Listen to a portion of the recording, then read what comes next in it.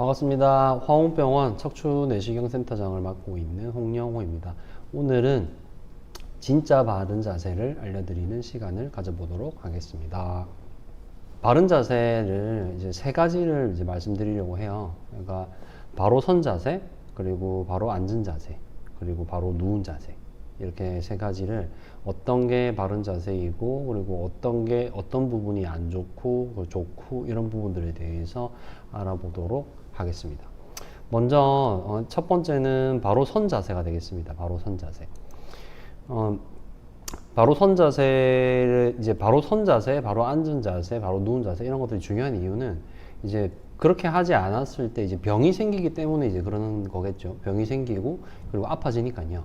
그래서 그러려면 이제 척추 질환이 왜 생기는지에 대해서 간단하게 이제 잠깐 말씀드리도록 하겠습니다. 왼쪽은 개의 척추 사진이고, 그리고 오른쪽은 사람의 이제 척추 엑스레이 사진인데, 보시는 것처럼 개를 포함한 네발 동물들의 척추는 땅하고 이렇게 평행이 되어 있는 상태입니다. 근데 사람은 이제 완전한 기립을 하게 되죠. 진화의 과정에서. 그래서 꼭 척추가 중력에 대해서 수직으로 서 있는 방향으로 이제 진화를 하게 된 거죠. 이런 식으로 이제 처음에는 좀 이제 약간 기는 식으로 하다가 점점 완전 기립을 하게 됩니다. 그래서 이렇게 완전 기립을 하게 되면 뼈하고 뼈 사이에 이제 연골판이 들어있고, 엑스레이를 다시 한번 보겠습니다. 여기 지금 이렇게 하나 뼈들이 연결되어 있고, 사람도 마찬가지죠. 뼈들이 이렇게 쭉 연결되어 있는데, 이 네모나게 보이는 부분을 척추뼈에서 몸통이라고 하는데, 몸통하고 몸통 사이에는 연골판이 들어있습니다. 근데 이렇게 척추가 땅하고 평행인 상태에서는 연골판이 위아래로 눌리는 하중이 걸리지 않는 거죠. 근데 사람은 일어섰기 때문에 서 있는 척추가 위아래로 눌리는 힘을 받게 되고, 그 사이에 뼈와 뼈 사이에 들어있는 연골판은 이 위아래로 눌리는 힘을 받게 됩니다. 이제 그 과정에서 이제 노화가 일어나게 되고, 노화 과정 중에서 이제 병이 발생하게 되겠죠. 그래서 바른 자세를 유지하는 것만으로도 이 노화의 속도, 그리고 병이 발생하는 속도를 이제 늦출 수가 있는 거죠. 그래서 대표적인 이제 중앙에 있는 사진이 이제 바른 자세가 될 것이고, 그리고 좌우 두 개의 이 구부정한 자세, 이제 대표적인 구부정한 자세들이죠. 그래서 왼쪽은 이제 특히나 이제 70대, 80대 이상의 어르신들이 보면 무릎이 앞으로 튀어나오고 등은 앞으로 굽는 자세가 이제 만들어지는 경우가 많고, 우측은 이제 나이 드신 분들보다는 대체적으로 젊은 분들이 이런 식으로 구부정하게 서 있는 거죠.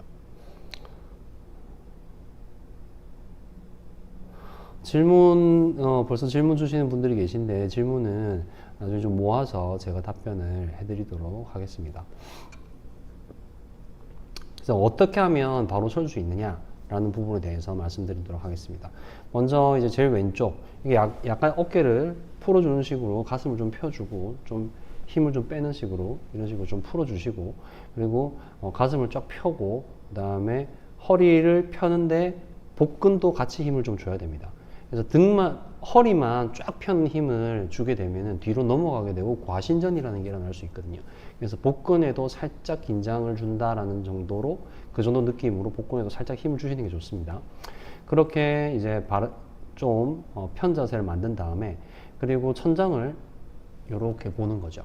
그래서 고개를 살짝 들어서 천장을 보고, 그리고 양팔을 위로 이렇게 들어서 위로 나란히를 해줍니다. 그리고 위아래로 척추를 쭉 늘려준다는 느낌, 그러니까 상체를 위아래로 늘린다는 거죠. 늘리는 느낌으로 쭉 펴주시고, 그리고 정면을 보고 팔을 내려서 차렷을 하시면 이렇게 바르게 선 자세가 됩니다.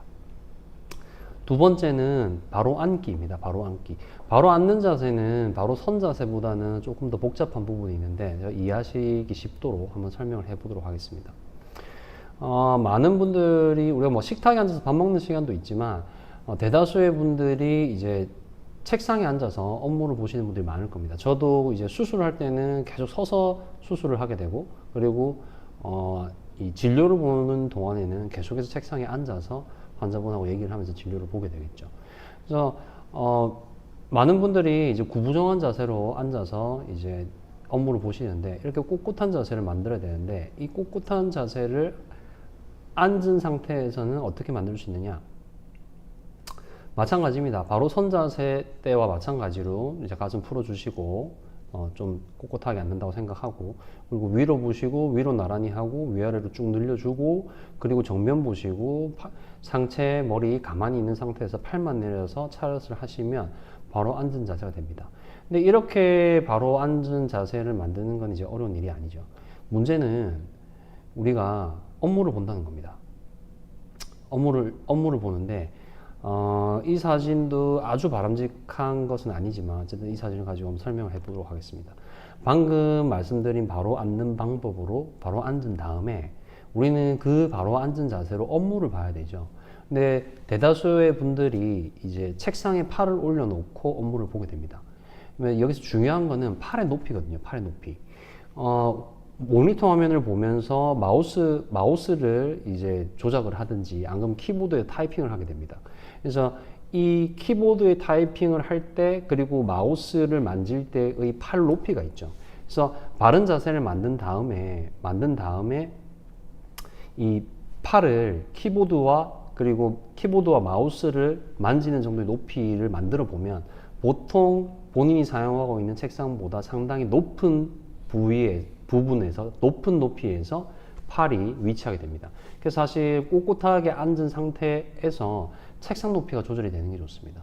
근데 의자 높이를 조절을 해서 그걸 맞추는 방법이 있고, 책상을 조절해서 맞추는 방법이 있는데, 대부분의 분들이 사용하는 책상의 높이가 의자를 굉장히 낮춰야지 제가 말씀드리는 그 바로 앉은 자세에서 이 팔의 높이를 맞출 수가 있습니다.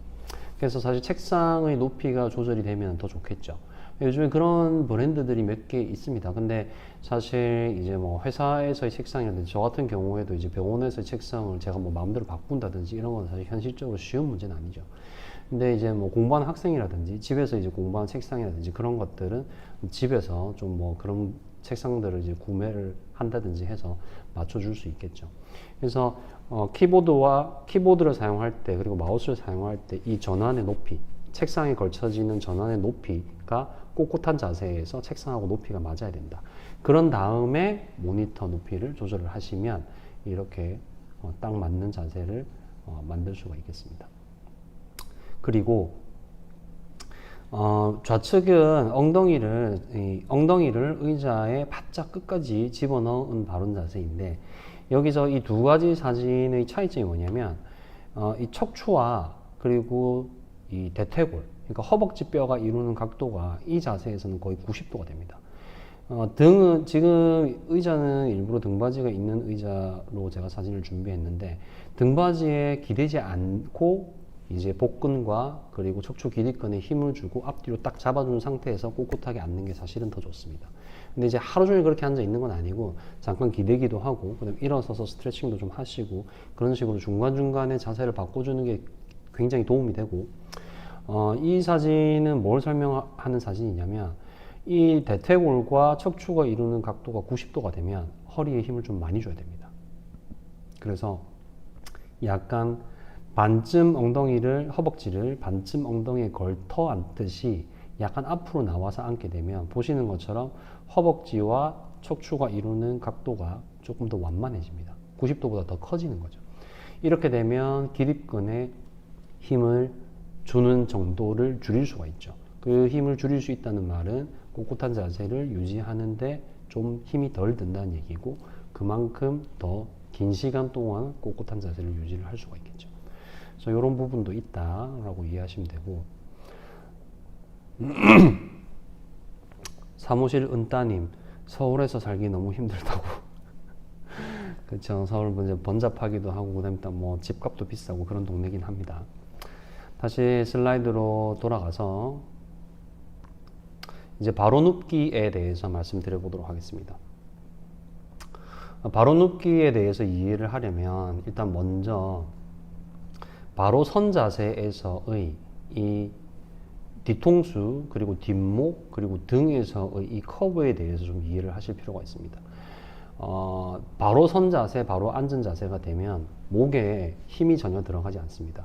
목과 목과 머리가 몸통 위에 일직선으로 이렇게 얹어진 상태가 이제 바른 자세인데, 누웠을 때 이 커브가 그대로 유지가 되셔야 됩니다. 이 상태가 목에 부담이 없는 자세이고, 이 각도를 그대로 유지한 채로 누워야 된다는 거죠. 그럼 보시는 것처럼 여기가 이제 누우면 이쪽이 바닥이 되겠죠. 그럼 바닥에서 봤을 때 바닥에서 가장 멀리 떨어진 부위는 목이거든요. 목이 이렇게 오목하게 들어가 있죠. 그리고 침대에 누우신다라고 했을 때 뒤통수와 등이 거의 높이가 비슷합니다. 근데 실제로는 등이 조금 더 침대에 더 가까운 쪽이 되겠죠. 그래서 이 공간을, 비어있는 이 공간을 메꿔줘야 됩니다. 근데 대부분의 분들이 베개를 어떤 식으로 베시냐면 이런 식으로 베시는 분들이 대다수입니다. 물론 요즘에 이제 경추베개라고 해서 많은 제품들이 나옵니다. 그 원리에 대해서는 저도 동의를 하거든요. 그래서 이런 식으로 베개를 베게 되면 목이 약간 꺾이게 됩니다. 앞쪽으로 꺾인 상태가 되죠. 턱이 약간 당겨지는 그런 자세가 만들어지게 됩니다. 근데 이렇게 누우시는 게 아니라 베개를 목 밑에 받쳐야 됩니다. 경추베개 수많은 종류의 경추베개가 있습니다. 근데 사람이 다 사이즈가 다르거든요. 그래서 저도 이제 많은 종류의 베개를 이제 사용을 해 봤는데 어떤 베개가 더 좋다 이렇게 말씀드릴 수 있는 그런 결론은 없습니다. 본인한테 맞는 경추 베개를 이제 찾으시는 것도 방법이고, 아니면은 조금 푹신한 베개를 목 뒤에 받치는 것도 괜찮습니다. 저 같은 경우는 약간 이제 좀 너무 딱딱하지 않고 약간 높이가 있는 쿠션을 목 뒤에만 받치고 이제 자고 있거든요. 그래서 이런 식으로 목 뒤에다가 베개를 받쳐 주셔야 되고, 그걸 측면에서 보게 되면 이런 식으로 어깨 아래에서부터 뒤통수까지를 받치는 형태가 되겠죠. 다시 이 사진으로 올라가면 목을 받쳤는데 이 등과 어깨에서 이렇게 곡선이 있기 때문에 베개가 이 정도까지 들어와야지 이 공간을 다 메꿀 수가 있겠습니다. 그래서 이게 바로 눕기에 있어서 바르게 베개를 사용하는 방법이죠. 예. 그리고 허리 같은 경우는 허리와 목이 다른 게 꼿꼿한 자세로 앉고 섰을 때 허리는 꽤 힘을 주고 있는 상태가 됩니다. 누워 있을 때는 척추가 힘을 주지 않은 상태가 되고, 그리고 아까 말씀드린 것처럼 연골판이 위아래로 하중이 걸려 있지 않은 상태가 되죠. 그래서 온몸에 힘을 빼고 그냥 눕게 되면 허리는 일어섰을 때나 앉았을 때와 비교했을 때 허리가 약간은 굽어진 상태가 됩니다. 그 상태가 편안한 상태이고 허리에 무리가 없는 자세가 되죠. 그리고 무릎을 약간 들어주시는 게 이제 누웠을 때 이제 허리와 골반 쪽에 부담을 줄여줄 수 있습니다. 그래서 베개는 이렇게 목 뒤에 받쳐서 베시고, 그리고 무릎 아래에 이제 본인이 사용해 보시고 적당한 높이의 쿠션이라든지 안 그러면 베개 같은 걸 받쳐서 누우시면 되겠습니다. 그리고 이제 근데 이게 바르게 눕기 중에서 똑바로 눕기는 이제 그렇게 어렵지가 않은데, 바르게 옆으로 눕는 게 상당히 이제 쉽지가 않습니다. 이제 옆으로 누운 자세, 옆으로 누워서 주무시는 분들이 많습니다. 저도 오른쪽으로 옆으로 누워서 자는 걸 좋아합니다. 그 이유는 그렇게 누워서 잠이 잘 오거든요. 저만 그런 게 아니라 많은 분들이 바로 누우면 잠이 안 와요. 나는 이쪽으로 누우면 잠이 잘 와요. 이런 분들 사실 굉장히 많습니다. 지금 듣고 계신 분들 중에서도 나도 그래 하시는 분들 분명히 계실 겁니다. 그래서 바로 누워서 잘 수 있으면 참 좋기는 한데, 바로 누워서 자려고 할 때 잠이 잘 안 오고 이래서 결국에는 본인이 선호하는 방향 쪽으로 이제 돌아 누워서 주무시는 분들 많거든요. 근데 저도 이제 50을 바라보는 나이이고, 저도 이제 오른쪽 어깨가 좋지 않습니다. 그런데 저는 오른쪽 옆으로 누워서 잤을 때 잠이 잘 오거든요. 근데 이제 이런 식으로 자게 되면 아침이라면 어깨가 상당히 아픕니다. 왜 그러냐면 옆으로 누웠다고 생각하시지만 보통 이런 식으로 옆으로 누우시죠. 그리고 여기 다리에다가, 요 다리 밑에다가 뭐 베개 같은 거 하나 받친다든지 그러면 조금 더 편한 자세가 되긴 하는데, 옆으로, 이 위쪽에서 찍은 사진을 보시면 옆으로 누운 자세는 옆으로 누운 게 아닙니다. 실제로는 팔을 몸통 밑에 고인 상태에서 거의 반쯤 엎드린 자세가 되죠. 그래서 반쯤 엎드린 자세가 되고 이 어깨 관절에 굉장히 부담을 많이 주는 자세가 되죠. 그리고 이렇게 해서 아침까지 주무시고 일어나면 뭐 건강하신 분들은 별 상관이 없겠지만 저 같은 경우는 오른쪽으로 자야지 잠이 잘 오는데 원래 오른쪽 어깨가 안 좋은 상태이고 그렇게 오른쪽으로 이렇게 해서 자고 일어나면 오른쪽 어깨가 상당히 아픕니다. 그리고 그런 식으로 해서 병을 더 악화시킬 수가 있겠죠. 그래서 옆으로 누울 때 옆으로 눕는데 이런 식으로 약간 뒤쪽에 기대는 식으로 누우셔야 됩니다. 그러면 아래에 있는 깔려 있는 어깨 관절이 심하게 압박이 되지가 않고 그 다음에 어깨를 약간 바깥쪽으로 빼는 느낌으로 빼주시면은 어깨에 이제 가해지는 부담이 훨씬 더 줄어들게 되는 거죠. 근데 사실 이 자세를 만드는 것도 그렇게 편하진 않습니다. 이 등 쪽에 베개를 이렇게 잘 고이고 딱 맞게 자세를 맞추는 것도 사실 좀 귀찮은 작업이긴 하거든요. 그렇지만 특히나 저처럼 어깨가 현재 아프고 그 어깨 쪽으로 누워서 주무신다라고 하면 이런 식으로 이제 주무시는 자세를 만드는 게 굉장히 어깨 건강에 도움이 될 겁니다.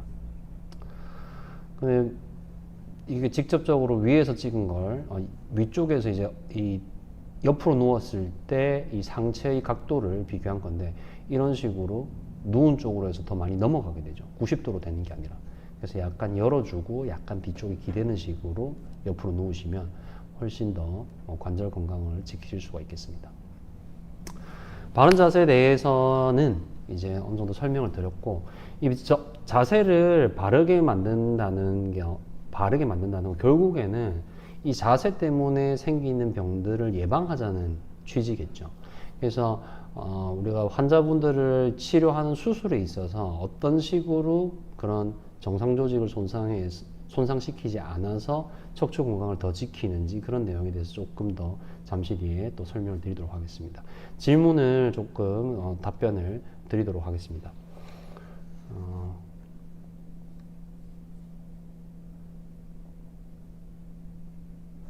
After the rain 님께서 신경 성형술과 신경 차단술의 적응증과 차이점이 궁금합니다. 신경 성형술이라고도 하고요. 그리고 경막외 감압술이라고도 합니다. 경막외라고 하는데 경막은 여러분들이 쉽게 이해하는 신경막이라고 생각하시면 됩니다. 경막은 사실 막이 굉장히 단단하거든요. 이 신경을 싸고 있는 이 막이. 근데 단단하기 때문에 단단할 경자를 써서 경막이라고 하는데 신경막이라고 생각하시면 됩니다. 경막외, 그러니까 신경막의 바깥쪽을 감압하는 시술을 경막외 감압술이라고 하고 이제 신경성형술과 같은 뜻이 되겠습니다. 신경차단술과 그 경막외 감압술의 차이점은 신경차단술에서 조금 미흡한 부분을 보완 발전시켜 놓은 게 이 시술이라고 생각하시면 되겠습니다.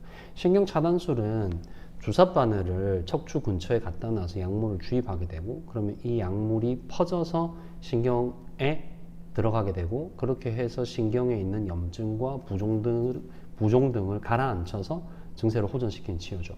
근데 이 경막외 감압술, 신경성형술은 꼬리뼈를 통해서 병이 있는 자리까지 도관을 올립니다. 초창기에는 이 도관이 굉장히 가는데 도관이 방향성이 없었습니다. 방향성이 없다는 말은 원하는 위치에 정확하게 갖다 놓을 수 없는 경우가 꽤 있었다는 거죠.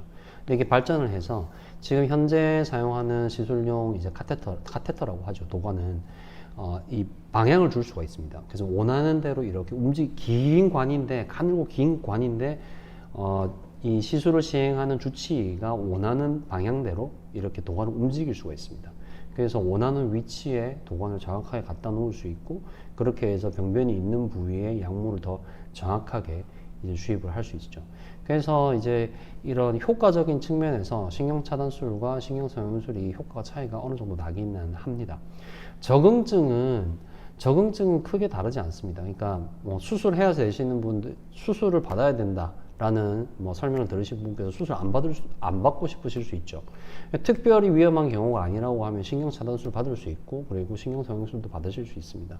그리고 수술할 병이 없는 분도 안에 협착증이나 디스크가 있는데 아직 수술을 할 정도의 단계는 아니고 그리고 어느 정도 이제 통증이나 저림은 있으시고 그런 상태에서 우리가 신경차단술과 신경성형술을 많이 시행하게 되죠. 그래서 두 개의 치료가 이제 적응증은 아주 크게 차이가 나진 않는다. 근데 보통 더 간단한 치료인 신경차단 쪽, 그러니까 주사 치료를 이제 좀 더 가벼운 마음으로 받으실 수 있고, 뭐 신경성형술 같은 경우에는 비용도 좀 나오고, 근데 입원도 해야 되고, 이런 좀 더 번거로운 과정들이 있으니까, 신경차단술, 그리고 신경성형술, 그런 환자분들의 상황이라든지 그런 걸 고려해서 저희가 결정을 하게 됩니다. 그리고, 네. 온세미로님께서 척추 측만의 골반 등 턱관절도 안 좋고요. 턱이 왔다 갔다 교합이 안 맞음. 운동할수록 몸이 안 좋아집니다. 발레, 필라테스를 해서 허리 협착 통증 생기고 달리기 해서 오른쪽 무릎 통증도 생겼어요. 무엇부터 고쳐야 하나요? 현재 스플린트 끼우고 있는데 제 턱에 맞는지도 의심스럽습니다. 스플린트 턱에다가 하시는 거를 얘기하시는 것 같아요. 근데 뭐 그쪽은 이제 악관절 외과라고 해서 이제 보통 이제 구강외과, 그다음에 치과 쪽에서 이제 하죠. 그 부분은 뭐 제가 전문가가 아니어서 말씀드리기 힘들 것 같고, 운동을 이제 달리기를 해서 오른쪽 무릎에 통증이 생겼다고 하셨거든요. 요즘에 러닝들을 굉장히 많이 하십니다. 저도 그 러닝을 정말 많이들 하시거든요. 물론 이제 한 5년 전이랑 비교하면 그 러닝을 이제 뭐 앱도 정말 많이 발전을 했고 하시는 분들이 상당히 많이 있습니다. 그렇게 하면서 무릎 보조기 시장의 규모가 어마어마하게 커졌습니다. 뭐 두세 배 규모가 아닙니다. 엄청나게 이 무릎 보조기 이제 온라인에서 제품들도 많이 팔고 수많은 분들이 사용을 하고 있습니다. 그 말은 러닝을 해서 무릎이 안 좋아지시는 분들이 많이 있다는 거죠. 원래 20대, 30대, 40대 정도까지는 무릎에 특별한 증상이 없는 게 정상이거든요. 너무 과도하게 러닝을 하셔서 무릎에 증상이 생기고 그러는 분들이 생각보다 많이 있습니다.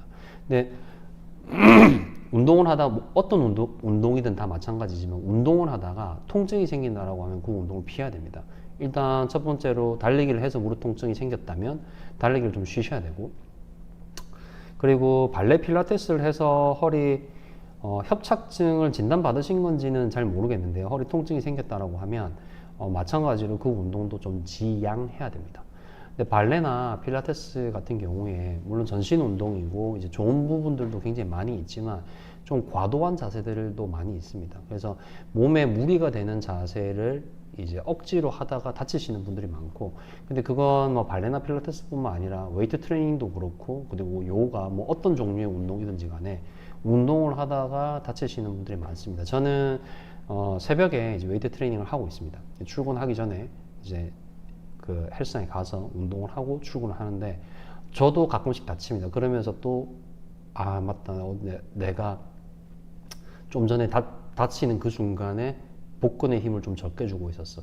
웨이트 트레이닝은 어떤 동작을 하든지 간에 복근의 힘을 항상 주고 있어야 됩니다. 그러니까 뭐 과도하게 힘을 준다는 게 아니라 보통 이제 힘을 쓰는 동작을 하면 허리가 과신전이 되고 쫙 펴는 그런 식으로 자세를 만드는 분들이 많거든요. 헬스장 가면 아주 쉽게 볼 수 있습니다. 그렇게 과신전된 허리 자세에서 허리를 쉽게 다칠 수 있습니다. 물론 구부정한 자세에서도 다칠 수 있고, 그러니까는 꼿꼿한 자세, 과신전이 된 것도 아니고 구부정하지도 않고, 그리고 길건에 어느 정도 힘을 주고 복근도 앞에서 살짝 힘을 줘서 척추를 앞뒤로, 허리를 앞뒤로 꽉 잡은 자세에서 운동을 해주셔야지 다치지 않습니다. 어떤 운동이든지 운동을 하다가 통증이 생기고 한다면 뭔가 잘못됐다, 안 그러면은 나한테 무리가 되고 나한테 맞지 않을 수 있는 운동이다 라고 생각하시고 좀 조심을 하시는 게 좋겠습니다. 그리고 모리수님께서 협착증이 있어도 왼쪽 갈비뼈가 아플 수 있나요? 갈비뼈 아래쪽과 명치 부분이 단단해진 느낌으로 불편합니다. 명치 부분에까지 단단해진 느낌으로 불편한 게 있다라고 하면 척추 쪽 문제인지는 조금 애매합니다. 아주 전형적인 증상은 아니거든요. 그리고 갈비뼈 쪽으로 아픈 것도 아주 전형적인 증상은 아니지만 협착증이 흉추 쪽에 있다라고, 아니면은 흉추 쪽에 디스크가 있다라고 했을 때 흉추에서 빠져나오는 신경은 갈비뼈를 따라서 이동을 하게 됩니다. 그래서 그 갈비뼈를 따라서 이동하는 신경이 척추에서 눌리는 상황이 될 수 있고, 그렇게 됐을 때 갈비뼈 쪽으로 아플 수는 있겠죠. JJ 오리지널님께서 그래서 제가 옆으로 누워자면 목 뒤 근육이 뻣뻣한 거군요. 잘 때 자세 뭐 참고하셔서 하시면 뭐 좀 도움이 될 것 같습니다. 아야네님께서 선생님 안녕하세요. 요즘 자주 광고하는 허리 안마기가 있어서 허리 협착증으로 고생하시는 아버지에게 선물해드리려고 하는데 협착증 환자에게 허리 안마기가 도움이 될까요? 이런 질문은 다 답변을 드리기가 힘듭니다. 왜냐하면 그 안마기를 제가 사용해보지도 않았고, 뭐 방송이라는 게 그렇죠. 뭐 제가 방송인은 아니지만 어떤 특정 브랜드가 괜찮다 이런 말씀을 드리기도 힘들고, 그리고 뭐 어쨌든 저는 그 제품을 사용을 해보지를 않아서 뭐 답변 드리기가 좀 힘들겠네요. 우라라님께서 협착증 때문에 다리 저림, 당김이 심한데 어떤 운동이 좋을까요? 필라테스가 코어 근육 키우기에 좋다고 하는데 필라테스를 하는 게 도움이 될까요? 우라라님은 제가 나중에 또 운동 설명 드리겠습니다. 그 운동 설명 듣고 운동하시면 될 것 같습니다. 오른쪽 어깨가 3달 전부터 살짝 불편한데 쓰면 쓸수록 아파요. 팔 올리는 자세 할 때도 불편하고, 제가 목공일을 해서 어깨랑 팔 힘을 많이 쓰긴 하는데 이럴 때 어떻게 하면 좋을까요? 어깨 관절 자체에 문제가 있으신 것 같고, 저는 척추 전문입니다. 그래서 어깨는 제가 전문가라고 얘기하기 힘들고, 계속 증상이 심해지신다고 하면 일단 가까운 병원부터 가셔서 진료를 한번 보시는 게 좋을 것 같습니다. 온세미로님께서 분명 턱관절과 협착, 척추측만은 연관되어 있는 것 같은데 선생님들이 전공한과만 보셔서 진단받고 치료받는 게 매우 힘듭니다. 그래도 답변 감사합니다.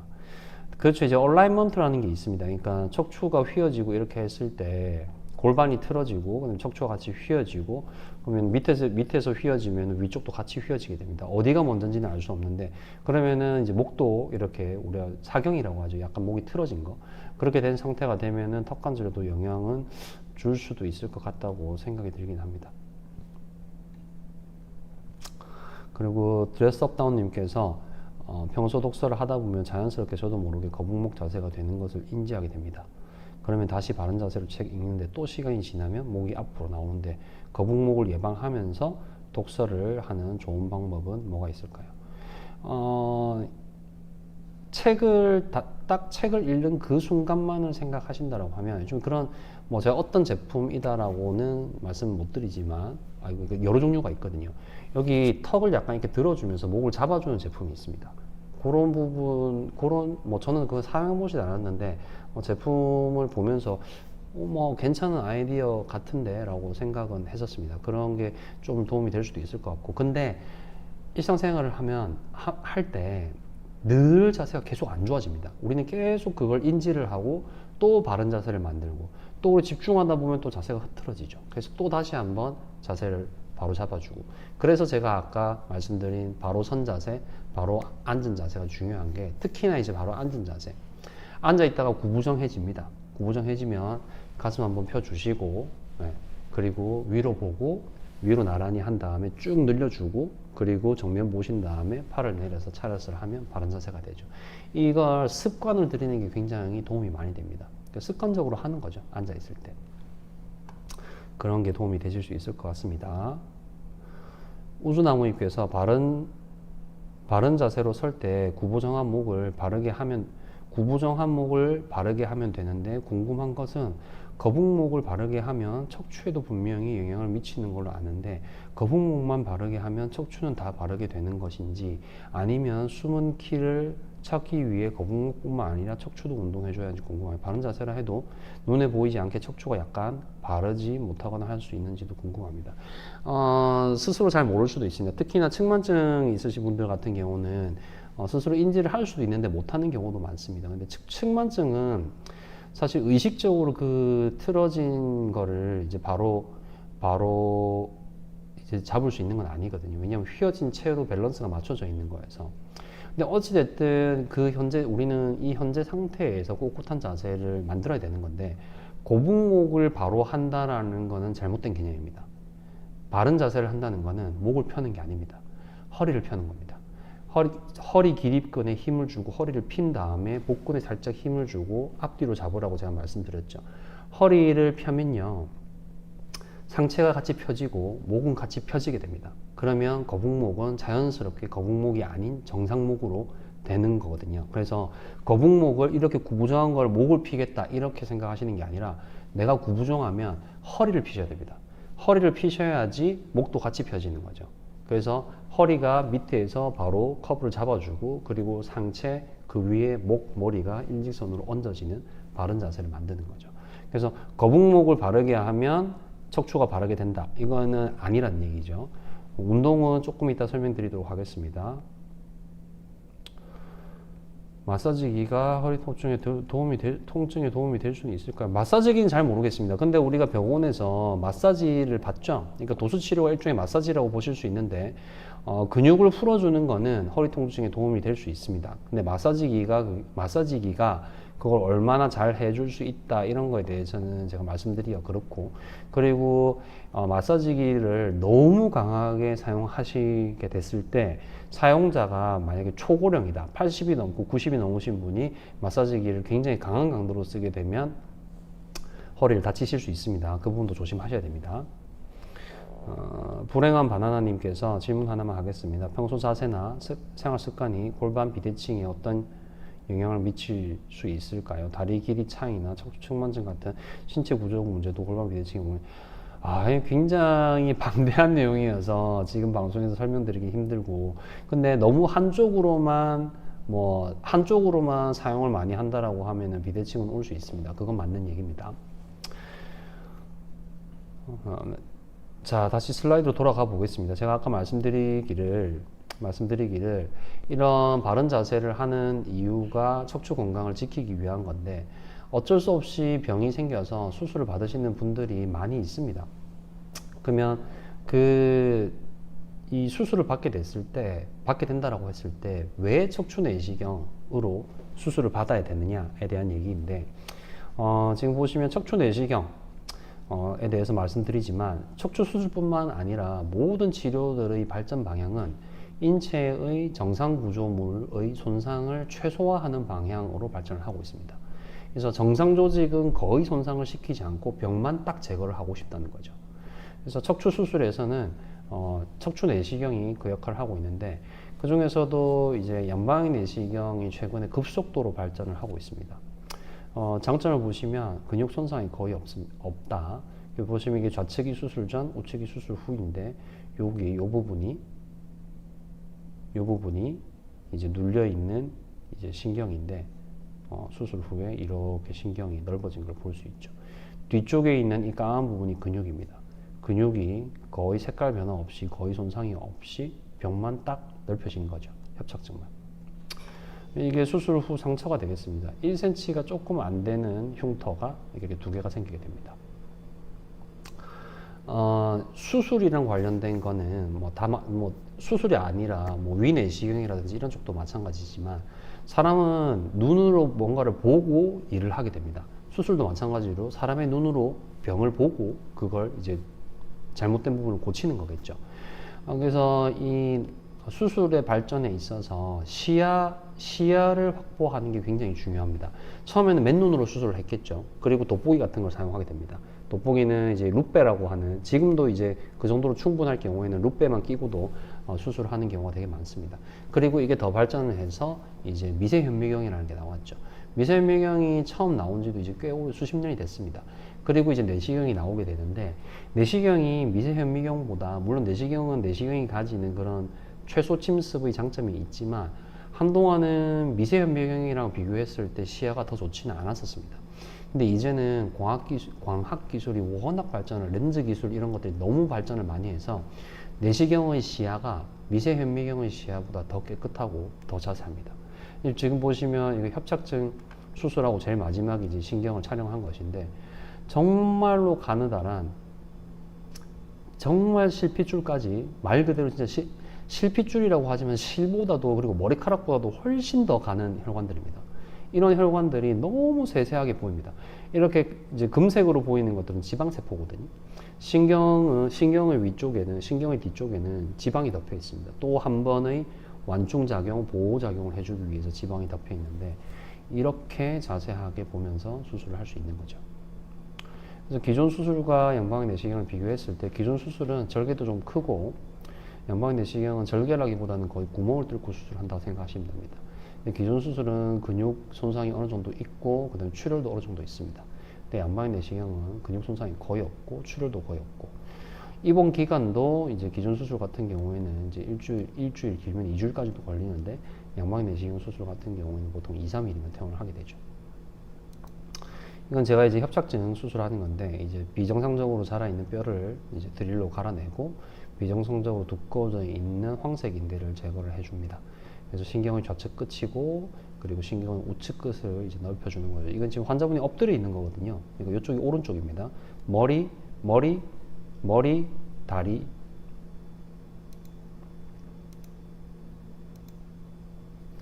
머리 쪽이고 다리 쪽이고 오른쪽, 왼쪽이 되죠. 그래서 신경을 위, 아래, 좌우로 다 넓혀서 이제 협착증을 이제 넓혀주는 수술이었죠. 마지막으로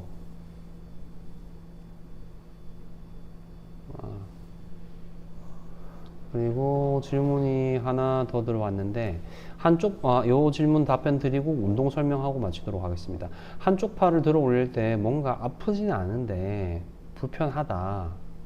4~5개월 그냥 계속 쓰니까 근육통이랑 겹쳐져서 불편함이 커진 느낌이랄까 특정 자세에서 불편해요. 양치할 때 팔 들고 하는 게 아파서 고개를 숙이고 한다든지요. 어깨 관절이 아프다. 그러니까 사람들은 여기도 어깨라고 얘기를 하시고요. 여기도 어깨라고 얘기하시거든요. 여기서 엄밀하게 얘기하면 이 부분은 이제 승모근 부위인데 여기는 어깨는 아니고요. 이제 어깨 관절은 요 부분이죠. 어깨 관절 자체의 운동이 있으시면, 어깨 관절 자체의 통증이 있으시면 정형외과에서 어깨 진료를 보시는 게 좋고, 팔에 상완 전환 쪽으로 해서 저림이라든지 통증이 있다라고 하면 그 부분은 목 디스크랑 관련된 증상일 수도 있습니다. 그래서 증상을 잘 보시고 진료를, 지금 벌써 증상이 4~5개월이 되셨다고 하셨거든요. 이 정도로 증상이 지속된다면 반드시 병원 가서 확인을 받아 보셔야 됩니다. TV님, 네, 그렇게 하겠습니다. 슬라이드로 돌아가서 척추 보존 운동에 대해서 설명드리겠습니다. 대표적으로, 그러니까 코어를 튼튼하게 해야 된다. 너무나도 당연한 얘기입니다. 코어는 굉장히 중요합니다. 특히나 사람이 서서 걷고 달리고 하는 사람의 바른 자세를 유지하는 데 있어서 가장 중요한 게 코어 근육이죠. 근데 코어 근육, 코어 운동이라고 하면 대표적으로 두 가지 운동이 떠오릅니다. 좌측이 데드리프트, 그리고 우측이 스쿼트죠. 근데 보시는 것처럼 하중을 올려가면서 운동을 한다라고 했을 때 이 하중이 척추에 고스란히 걸리게 됩니다. 그러니까 이 아까 말씀드렸던 연골판, 뼈와 뼈 사이에 연골판이 들어 있어서 이 연골판이 쿠션 관절 역할을 해주는데, 무게를 많이 들면 그 하중이 고스란히 이 연골판을 위아래로 누르는 하중이 발생하게 됩니다. 그래서 코어 운동을 해서 허리 기립근과 그리고 엉덩이 근육, 그리고 허벅지 근육, 등 근육, 이런 부분들을 강화해야 되는 건 맞지만 그 근육을 강화시키는 것이 중요한 것이지 스쿼트와 데드리프트 자체가 목적이 되는 게 아니라는 거죠. 그래서 스쿼트와 데드리프트를 하시다가 다치시는 분들 정말 많고, 정말 몸 좋은 트레이너분들 실제로는 일반인들보다 더 많이 아픕니다. 병원에도 더 많이들 오시고. 그래서 이 하중을 드는 스쿼트와 데드리프트는 지양하고요. 우리가 해야 되는 운동은, 그러면 척추 관절을 보존하면서 코어 근육을 튼튼하게 하는 방법은 없을까요? 일단 제일 대표적으로 브릿지 운동이 있습니다. 아주 옛날부터 힙업 운동이라고 해서 여성분들이 좋아하는 운동이죠. 힙업 운동, 말 그대로 엉덩이 근육을 튼튼하게 하는 운동이 맞습니다. 이 브릿지 운동을 하면 엉덩이 근육과 그리고 허리 기립근, 척추 기립근 중에서도 허리 쪽 근육을 강화시킬 수 있습니다. 근데 젊으신 분들 같은 경우에는 아무것도 얹지 않고 하면 이 운동이 굉장히 강도가 약합니다. 강도를 올리는 방법은 이렇게 바벨을 얹는 거죠. 그래서 요거는 바벨 브릿지라고도 하고 또는 웨이티드 브릿지라고 합니다. 그래서 지금 헬스장 가면 또 쿠션 같은 게 있습니다. 봉에 끼우는 쿠션 여기 하시고, 그리고 무게를 올려가면서 브릿지 운동 하시면 되고, 그리고 레그 킥백이라고 이제 덩키킥이라고도 합니다. 운동 이름을. 뒷발차기죠. 당나귀 뒷발차기 하듯이 다리를 뒤로 들어 올리는 겁니다. 이것도 강도를 올리는 방법은 이렇게 밴드를 사용하는 방법도 있고, 밴드 대신에 저는 이제 밴드 말고 모래주머니를 사용합니다. 온라인에 검색하시면 이제 발목에 찰 수 있는 모래주머니가 있습니다. 모래주머니 저는 5kg짜리를 2개, 한쪽당 2개, 10kg를 차고 요 동작으로 다리를 들어 올리는 레그 킥백을 합니다. 그래서 모래주머니도 좋은 방법이 되겠습니다. 그리고 스탠딩 킥백. 스탠딩 킥백은 서서 벽을 짚어도 되고 안 짚어도 됩니다. 그래서 서서 다리를 뒤로 차는 거죠. 마찬가지로 이 덩키킥과 비슷합니다. 스탠딩 킥백은. 이것도 마찬가지로 모래주머니를 차든지 아니면 이런 식으로 밴드를 이용하는 방법도 있겠죠. 또는 헬스장을 다니시는 분들 같은 경우는 케이블 레그 킥백이라는 동작이 있습니다. 마찬가지로 이 스탠딩 킥백을 하는 건데, 그 케이블 머신의 케이블을 발목에다 연결하는 거죠. 그 발목에 연결하는 우리 운동할 때 장갑 끼지 않습니까? 그 장갑처럼 발목에 착용하는 그런 게 있습니다. 그래서 여기다가 착용을 하고 케이블 머신의 무게를 올려가면서 운동을 하시면 강도를 올릴 수 있겠죠. 지금 제가 말씀드린 이 3가지 운동은 무게를 많이 올려도 그 하중이 척추의 연골판을 위아래로 누르는 방향으로 걸리지 않습니다. 이 브릿지 운동을 할 때 여기다 100kg를 든다라고 해도 척추는 이렇게 있고 위아래로 누르는 방향으로 무게가 걸리지 않는다는 거죠. 덩키킥도 마찬가지입니다. 발목에 무게를 올려놓은 것이지 중력의 방향으로 척추를 위에서 밑으로 누르는 게 아니거든요. 그리고 스탠딩 킥백도 마찬가지고요. 그리고 한 가지 더 추가하자라고 하면 이제 렛풀다운. 렛풀다운은 이 렛은 이 광배근을 얘기합니다. 광배근 이름이 라티시무스 도지 머슬이거든요. 라틴어에서 저도 그 단어 자체의 뜻은 모르는데, 어쨌든 라티시무스 할 때 lat의 그 LAT인데 그 LAT를 가져와서 이 라티시무스라고 하는 이 광배근을 당겨내린다. 그래서 렛풀다운이라고 합니다. 집에서는 이렇게 밴드를 이용해서 간단하게 하실 수도 있고, 그리고 뭐 헬스장 같은 데 가시면 이제 턱걸이를 하시는 분들도 있죠. 다 이제 그런 렛풀다운의 종류들이 되겠죠. 이런 종류들이 척추를 손상시키지 않으면서 코어 근육을 강화하는 운동들이 되겠습니다. 그래서 앞서 질문하신 분들한테 이제 답변이 됐을 것 같고, 오늘 이제 바른 자세, 그리고 이제 척추 내시경 간단하게 설명을 좀 해드렸고, 그리고 척추를 보존하는 운동에 대해서 이제 설명을 드렸습니다. 도움이 되셨으면 좋겠고, 또 다음에 또 더 좋은 내용으로 찾아뵙도록 하겠습니다. 오늘 여기까지 하도록 하겠습니다. 저는 황우병원 척추 내시경 센터장을 맡고 있는 홍영호였습니다. 감사합니다.